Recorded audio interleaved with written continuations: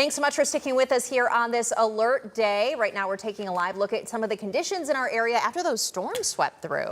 Yeah, it's kind of the calm after the storm for parts of northwest Ohio. On the left right there, we've got our downtown camera. And then on the right, you were looking down in Wood County, just over Perrysburg near Route 25, that overpass over 475. We continue our team coverage for you tonight, making sure you stay safe during these storms. We're going to get to meteorologist John Birchfield in just a moment. First, we're going to check out what Chris has got going behind him.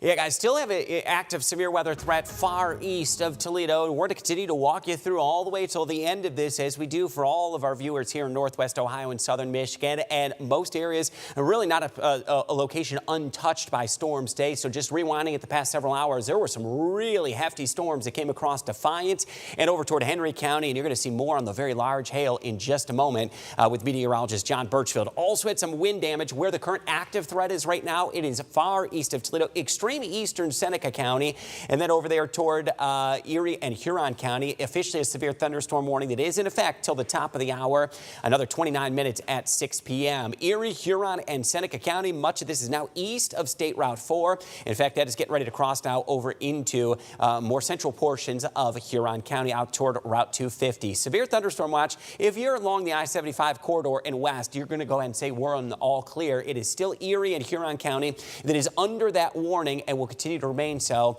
for the next 28 minutes. Current readings, they are in the 60s, a few spots still in the lower 70s, warmest down toward upper Sandusky, and we're going to be looking at additional storm chances as we get into Thursday.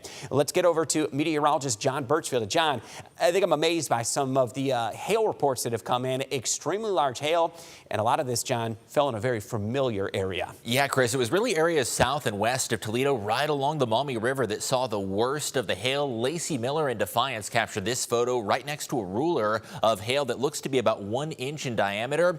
We also got some incredible hail the size of a golf ball about 3 miles to the north of Holgate. Of course, we want to remind you, don't send those photos until after the storm has already passed, as hail of this size can be significantly damaging. Also, Nathan and Defiance captured some large 1 inch diameter hail that rolled on through earlier this afternoon. So threats and impacts that we're expecting for the rest of the evening. Wind and hail going to be the primary threats at this point. The tornado threat is very low, and we'll say between about now to 7, with that severe weather threat winding down fairly shortly. Still a few active warnings, and that severe thunderstorm watch does go until 9 o'clock p.m., although could potentially be expired a bit sooner than that as the threat passes. Chris, certainly unusual to be seeing hail of that size here in northwest Ohio, but it's a sight that's become all too familiar this start to the spring. Yeah, it is. John, you experienced that back in late March and early April. We were here, the weather team, last night till early this morning. It has been multiple rounds of severe weather. And John, here's what I've got next up as well. Another weather impact alert day. I'm going to focus that on Saturday. Now, reason why is